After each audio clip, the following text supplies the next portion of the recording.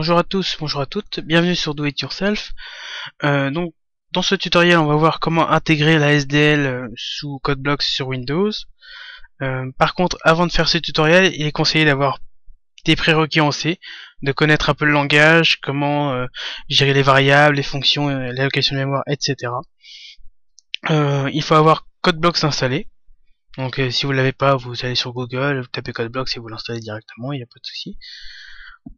Donc on va lancer CodeBlocks en premier. On va essayer un peu de temps. On va lancer une page internet pour pouvoir télécharger SDL. Donc vous tapez SDL dans Google, ou Bing ou n'importe quoi. Vous prenez le premier lien. Vous avez deux versions, la 2.0 et la 1.2. Je vais vous montrer comment faire la manipulation pour la 1.2 puisque c'est sur cette version que je travaille. Je vais voir pour faire un tutoriel pour la 2.0 comment l'intégrer. Donc pour le premier lien source code, c'est les sources de la SDL. Vous pouvez voir comment ça a été codé, comment tourne tout le moteur. Le runtime libraries, c'est ce qu'on va se servir pour avoir le fichier, la DLL, qui nous permettra de lancer votre exécutable sur n'importe quel PC une fois que vous aurez créé votre programme, votre jeu, peu importe.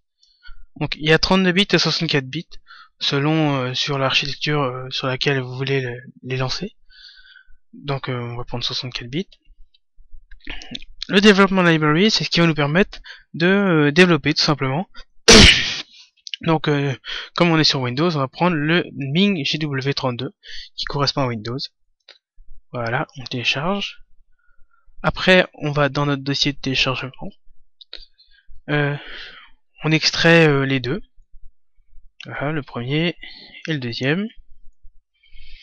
Alors comme je vous l'ai dit, on va se... Il y a une DLL, là, qu'il faudra joindre à votre exécutable pour pouvoir le lancer sur d'autres PC.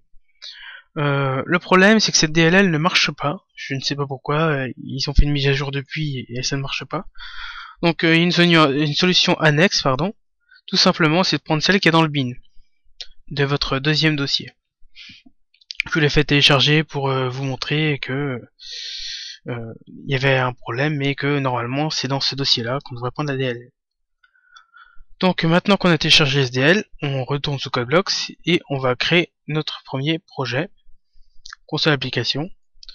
Donc C ou C++, nous on va faire l'exemple en C. Voilà, on fait mon projet, vous pouvez l'appeler comme vous voulez, ça n'a pas d'influence.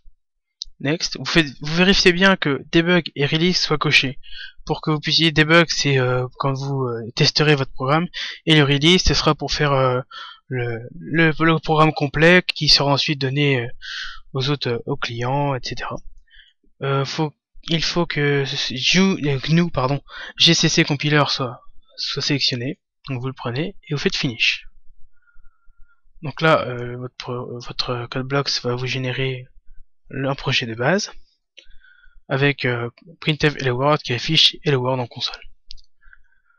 Donc on va voir déjà le deuxième dossier. Vous voyez qu'il y a tout un tas de dossiers dedans. Et on va dans notre ordinateur, Program File. Voilà.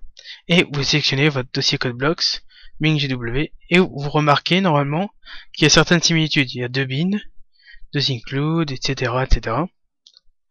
Donc on va aller dans le dossier include des deux et on va prendre celui téléchargé et on va le copier-coller directement dans le CodeBlocks. Vous voyez, SDL, SDL. Moi je l'avais déjà fait, donc c'est pour ça qu'il y est déjà. Et vous voyez, c'est exactement les mêmes, il n'y a pas de souci. Ensuite, vous retournez dans plus haut dans l'arborescence et vous voyez lib et lib.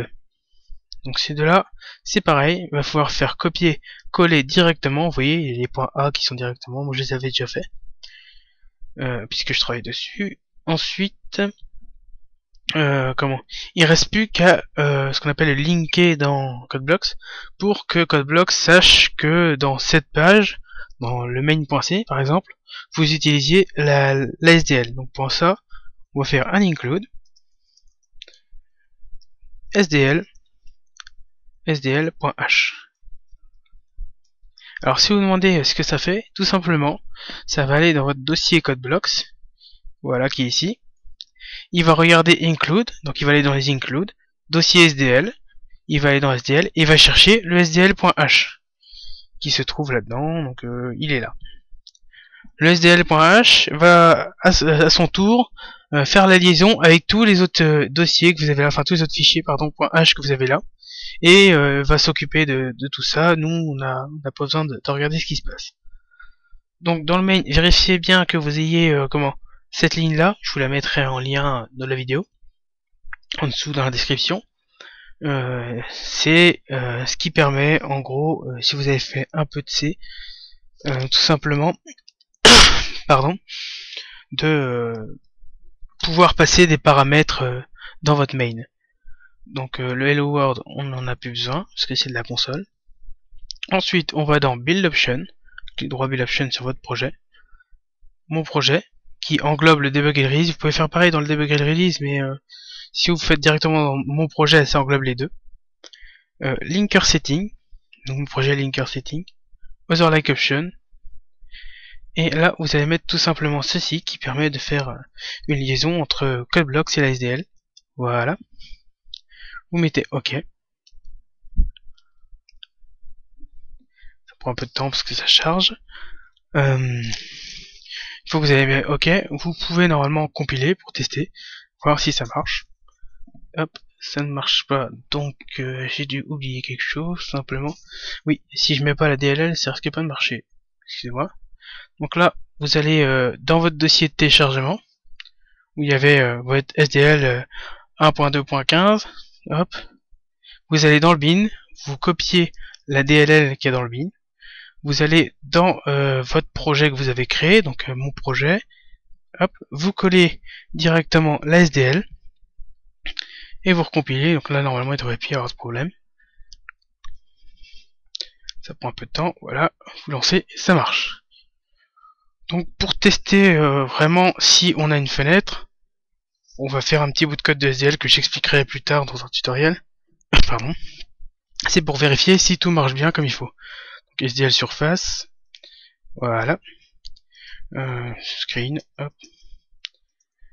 Donc là ce que je vais faire, c'est je vais créer juste un écran, mais si je mets pas un délai sur l'écran, il va s'afficher et se refermer tout de suite.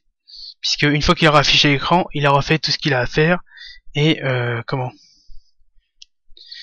et il se fermera.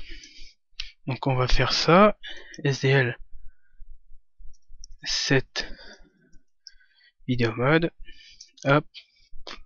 Donc là on va faire l'écran en 640 pour le test, 480.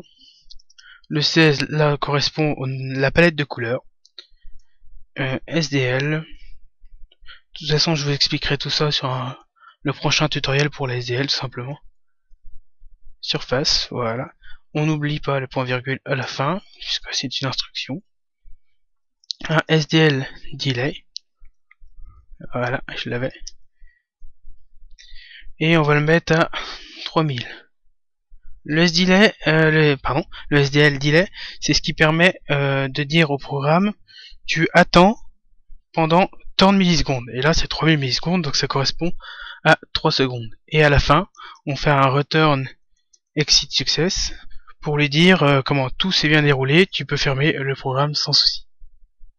Point virgule. Et normalement, on devrait avoir un écran qui s'affiche, qui dure 3 secondes, et après qui se referme tout simplement. Vous voyez, 1, 2, 3, et là il se referme. Si vous voulez ne plus avoir la console derrière, c'est tout simple. Vous allez dans vos properties, build target. Là vous avez console application, vous faites GUI application pour le debug et pour le release. Et là normalement, regardez, GUI application. Faut attendre que ça charge. GUI application, c'est bon. Ok. Vous recompilez. Et vous allez remarquer qu'il n'y aura plus la console derrière. Hop. Ça met un peu de temps à charger. Voilà. Vous voyez, il n'y a pas la console, il n'y a que la fenêtre. Et elle se referme et votre programme marche tout simplement. Donc voilà, si jamais vous avez le moindre souci, n'hésitez pas à m'envoyer un mail ou m'envoyer quelque chose sur YouTube tout simplement ou en commentaire. Normalement tout devrait marcher sans souci. Vous pouvez faire pareil pour le C++, pour le Python, pour le C#. Ça marche pareil, et ce sont tous les langages que supporte la SDL avec le langage C. Et voilà. Donc bonne journée et puis à une prochaine vidéo.